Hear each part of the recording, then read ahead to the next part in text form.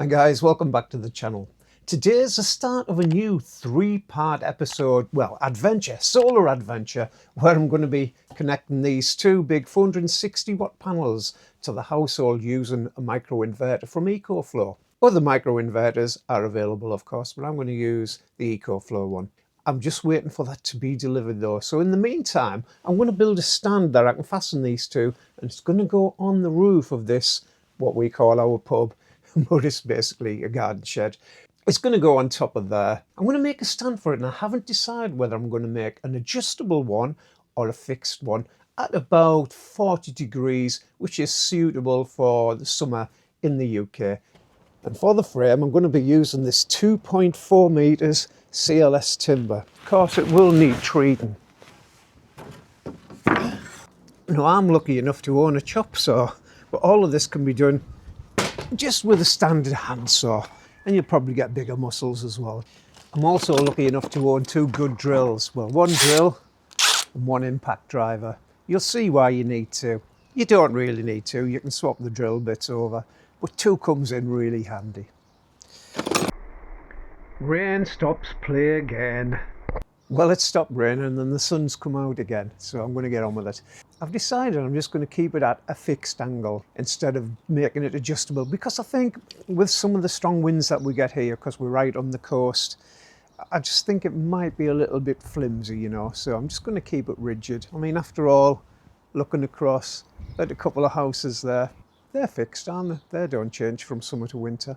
And the way I'm going to do it is the solar panels are going to fit inside of this frames. So you have to make sure that you allow for double thickness of the edges. So I'm adding on, this comes to 80 millimeters, so 8 centimeters. I'll tell you what that is in inches in a second. It's about 3¼ inches. I'm going to stick to centimeters for this job. Makes life easier.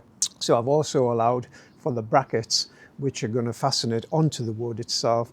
And they're a smidgen like that, probably about 2 mil each. So I've got to add that on as well. So here we go, 187 centimeters I've got it as. And using my trusty old straight edge, which I've had since my apprentice days, mark that off nice and square. And when you cut it, make sure you come this side of it. I know I'm probably stating the obvious to most people, but you never know. Right, where's my ear protection? It's very important. Now, you know the old saying, don't you? Measure twice and cut once. Now, I need 2 of these, so I'm going to make sure I'm cutting just this side of that mark there.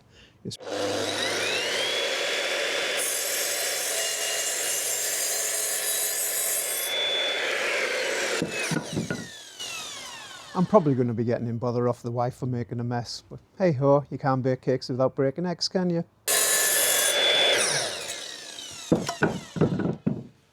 So these 2 should be exactly the same size.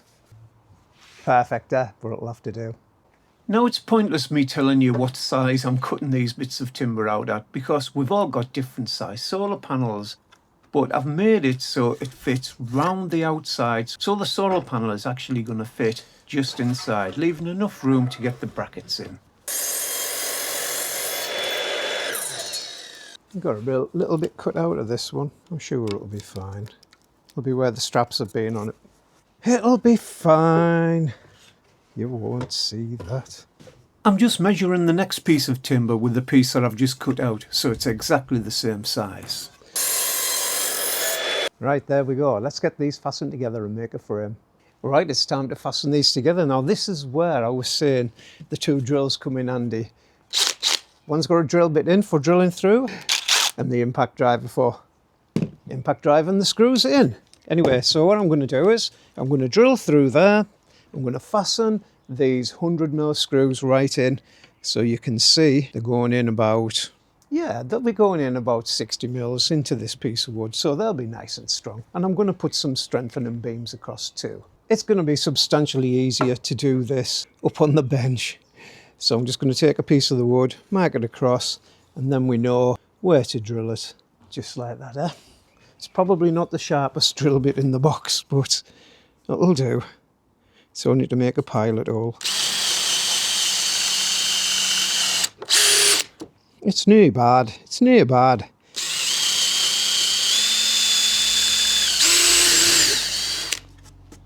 I don't know why I went into a Scottish accent then, no idea. Now I do have 2 solar panels and 2 frames to make, so you might be wondering why I'm not making them both at the same time. Well, that's simple. It's because I might make a mistake on the first one and I can rectify it on the second one. Easy peasy. Right, let's get these screwed together. I'm going to use a little T-square.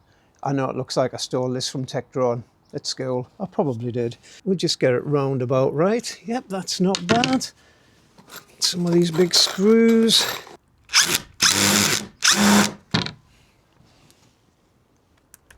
New bit needed, huh? These little kits come in handy, don't they? There's got to be something in there that'll fit. Now that looks like a match made in heaven, doesn't it? All right, let's see if this is any better.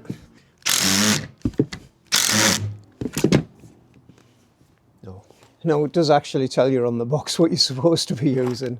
And it's a PZ #2. So let's have a look, see if we've got one of them. Huh? Well, this is definitely a PZ2. So if this one doesn't work, I don't know what's going on. And it's a brand new screw as well.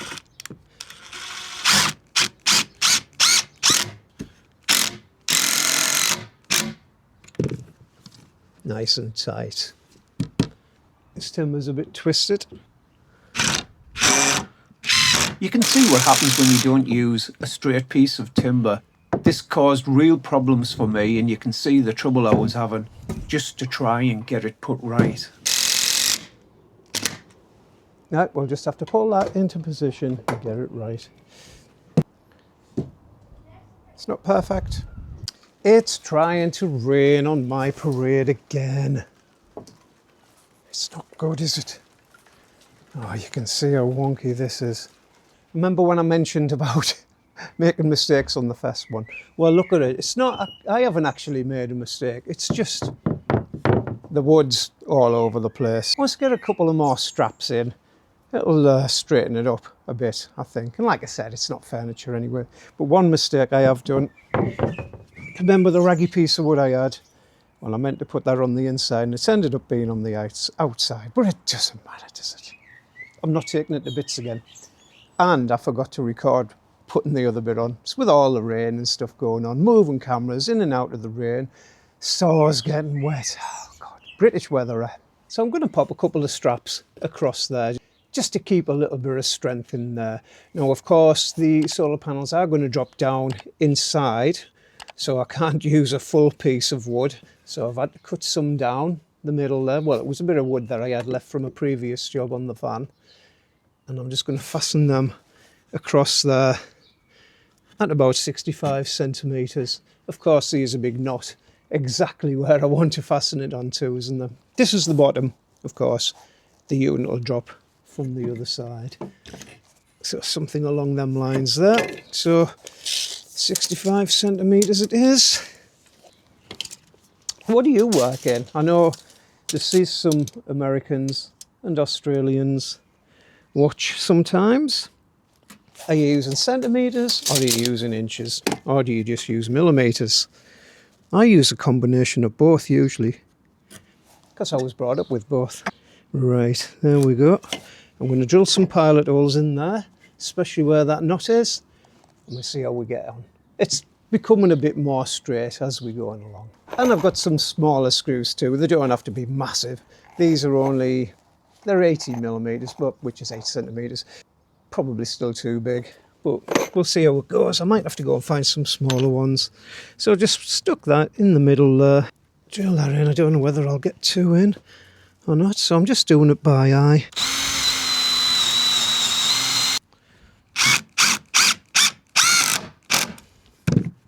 Perfect. Right, I'll get the other 3 bits done and that'll be the top frame done.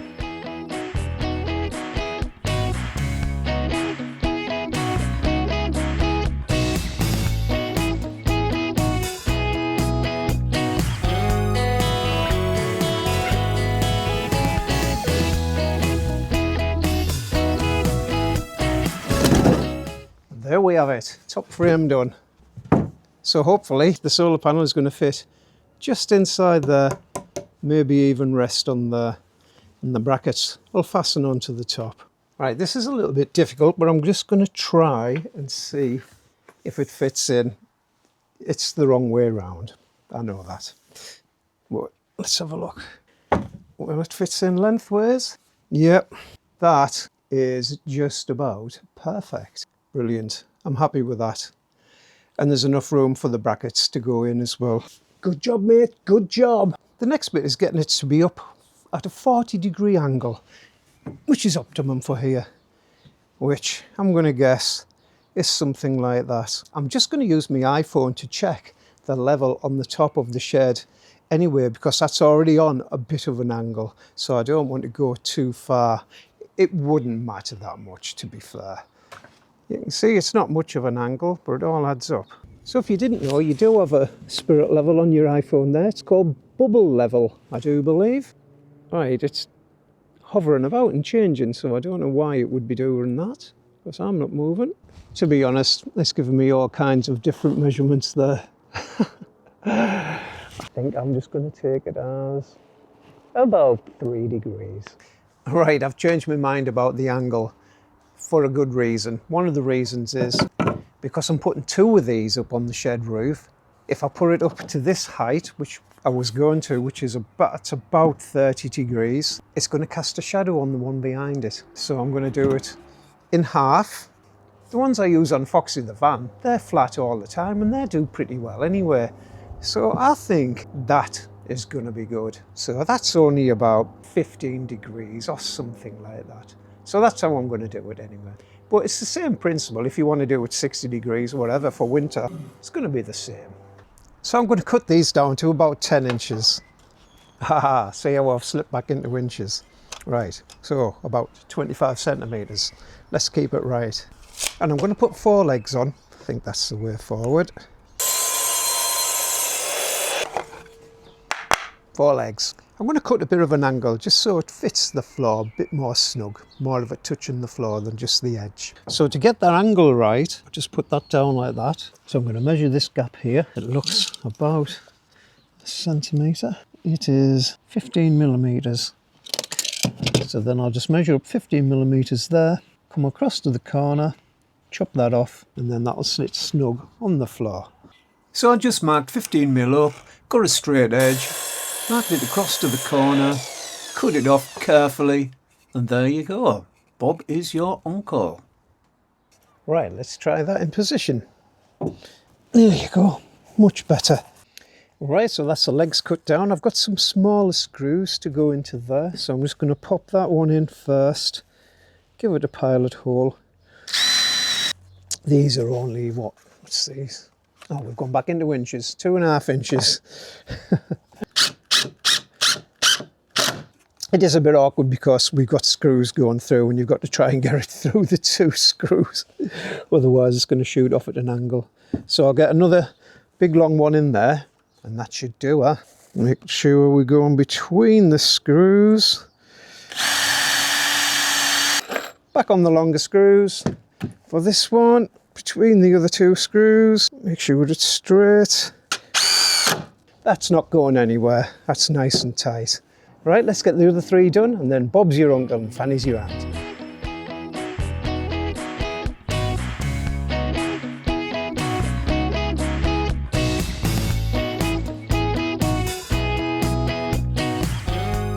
And so that is just about it done. I'm quite happy with it. It's quite sturdy. It's a little bit wonky, but that's because we've used a wonky piece of wood. Nothing what I've done wrong. All my angles were right. But it'll be fine once it gets the brackets on and it's fastened down to the shed roof.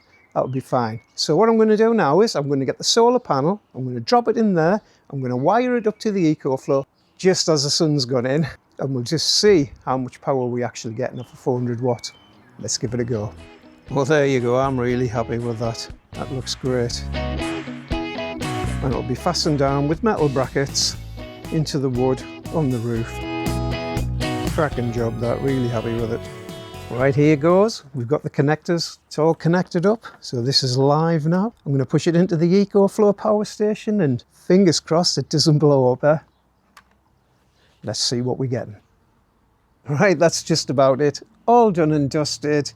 I'm pretty happy with it at the moment. You can hear the ecoflow in the background buzzing away. It's getting in about 230, 240 watts at 6 o'clock in the northeast of England, about middle of May That's not bad, you know. I think it would be really good from midday up till 4 or 5 o'clock. So yeah, I'm happy with that. So if you've enjoyed that or learned anything, give us a thumbs up, leave us a comment, ring the bell and subscribe for free.